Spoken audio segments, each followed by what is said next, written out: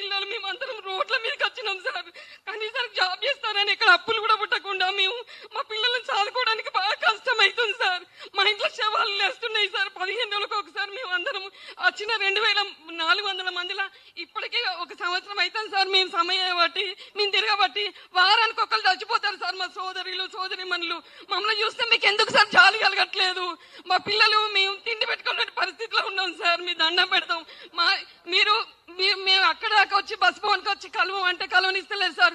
మీరు కలవని అయినప్పుడు తండ్రిగా మీరు ఓడిపోయినట్టే. ఎండి పదవికి మీరు అనర్హులు సార్. సజ్జనర్ సార్, మీరు ఉండి మాకేమైనా న్యాయం చేస్తున్నావో చేయండి సార్.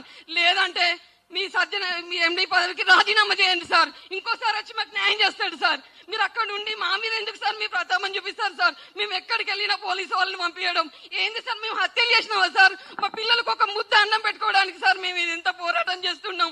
మేమేం బస్సు డిపోలు కొనడానికి కాదు సార్, బస్సులు కొనడానికి కాదు సార్.